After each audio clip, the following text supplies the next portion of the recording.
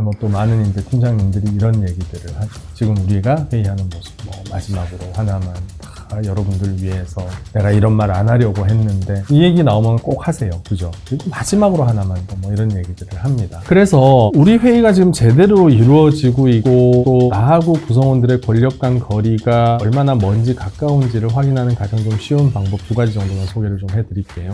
스타트업만 하더라도 요즘은 이제 우스갯소리지만 소타트업이다, 중타트업이다, 대타트업이다 이런 얘기들을 하거든요. 스타트업 역시 시작과 성장 속도가 모두 사실 다릅니다. 3년, 5년 안에 굉장히 급격하게 성장을 하는 스타트업도 있지만 굉장히 오랜 시간, 일반적인 전통적인 산업의 그 제조업 기반의 회사들보다도 오랜 시간 시장의 어떤 바탕을 다지면서 천천히 성장하는 스타트업들도 있고요. 시작하는 단계에서는 정말 3명, 5명 이렇게 너무너무 작은 기업이라고 하기에도 민망할 정도의 규모와 조직의 형태를 갖추고 시작하는 회사도 있지만 처음 시작할 때부터 100명, 200명으로 시작하는 회사들도 사실 요즘은 많이 보이고 있거든요. 그래서 회사마다 모두 시작을 하고 성장을 하는 단계가 모두 다르기 때문에 각각의 우리 조직의 현재 어떻게 시작을 했고 우리 조직의 현재 상태가 어떤지에 따라서 성장 단계에 적합한 고민들로 접근을 하시는 게 가장 좋겠다. 그래서 어떤 아주 정형화된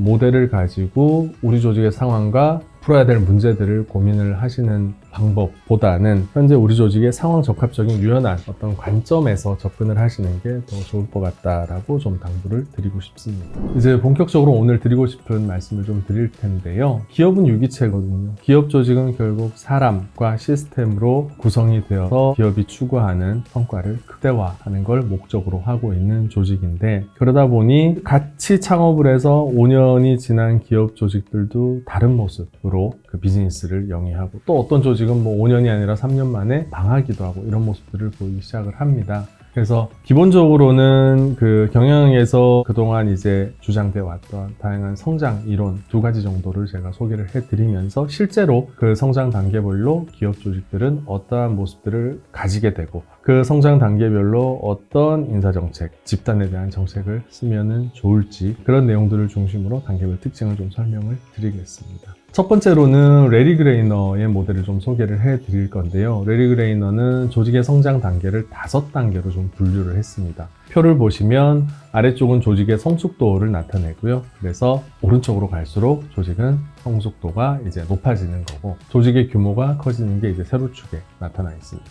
초기 단계에서는 당연히 성숙도도 낮고 조직의 규모도 작겠죠. 그래서 1단계에서는 소수 개인의 창의성에 의해서 성장을 하게 되고 그 성장이 어느 정도 이루어지면 리더십의 위기가 온다. 그리고 그 리더십의 위기를 극복하기 위해서는 관리 체계를 갖춰야 된다라는 얘기를 하고 있습니다. 그리고 관리 체계에 의해서 2단계 성장을 이루는 조직이 3단계를 진입하는 단계에서 자율성의 위기를 맞게 되고 그리고 그 자율성의 위기를 극복하기 위해서 권한을 위임해야 된다라고 주장을 하고 있죠. 그래서 권한 위임에 의해서 성장을 하게 되는 3단계를 잘 거쳐나간 조직은 이제 4단계에 진입하기 전에 다시 통제의 위기를 맞게 되고 그 통제의 위기를 극복하기 위해서 조정과 협의 과정을 제도화시키게 된다. 그리고 그 조정과 협의의 과정에 의해서 4단계를 안정적으로 성장을 하게 되면 5단계 진입하게 됩니다. 5단계에 진입하기 전에 바로 관료화의 위기를 맞게 되고 이 관료화의 위기를 잘 극복한 조직, 관료화의 위기를 잘 극복하기 위해서는 집단과 협력에 의한 성장이 필요한데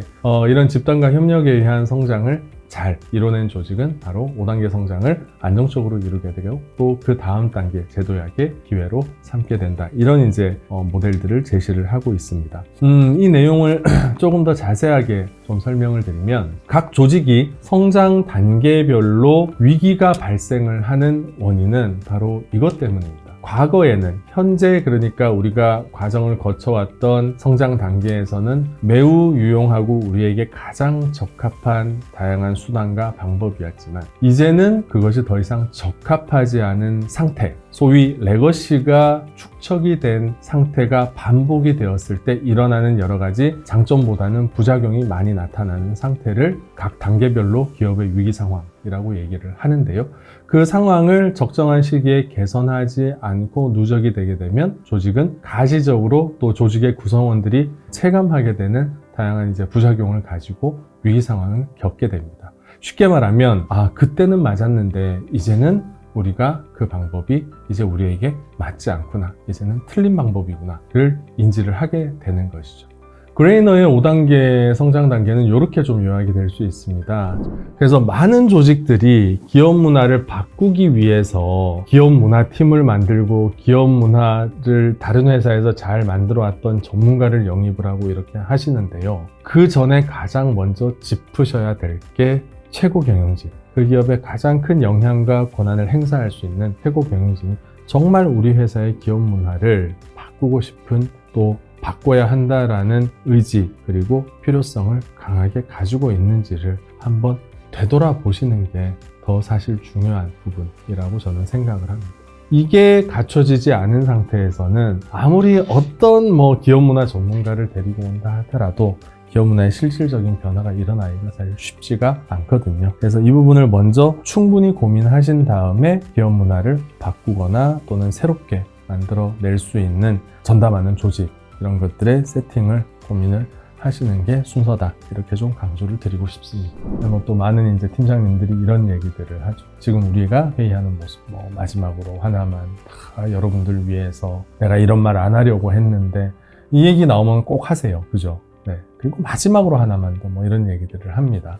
그래서 우리 회의가 지금 제대로 이루어지고 있고, 또 나하고 구성원들의 권력 간 거리가 얼마나 먼지 가까운지를 확인하는 가장 좀 쉬운 방법 2가지 정도만 소개를 좀 해드릴게요. 회의를 한 다음에 내가 구성원들에게 전달한 내용, 구성원들이 이렇게 좀 이해했으면 좋겠어 하는 내용과 구성원들이 이해한 내용이 뭔지를 한번 좀 써보라고 부탁을 한번 해보세요. 오늘 회의 때 내가 강조했던 내용이 뭔지 그냥 간단하게 나한테 한번 써봐 줄래? 설명해 줄래? 라고 물어봤을 때 그게 일치가 되면 그래도 우리 회의는 좀 건강하게 의사소통이 되고 있는 거고요. 2번째로는 일상적인 이제 우리 회사 공간에서 잡담하는 우리 팀원들에게 쓱 다가갔을 때 팀원들의 대화가 그냥 내가 온 거를 전혀 의식하지 않고 자연스럽게 이어지고, 심지어는 내가 그 대화에 동참하게끔 분위기가 유도가 되는지, 아니면 갑자기 뚝 대화가 끊어지는지, 심지어 그렇게 편하게 잡담하던 구성원들이 내가 다가가는 순간에 갑자기 휙 사라진다든지, 이런 모습들 한번 확인해 보시면 좋겠습니다. 그래서 후자로 갈수록 나와 구성원들의 불필요한 권력 간 거리가 좀 멀구나, 이렇게 좀 이해를 하시고 이거 어떻게 바꾸지? 라는 걸 고민을 해보시면 좋을 것 같습니다.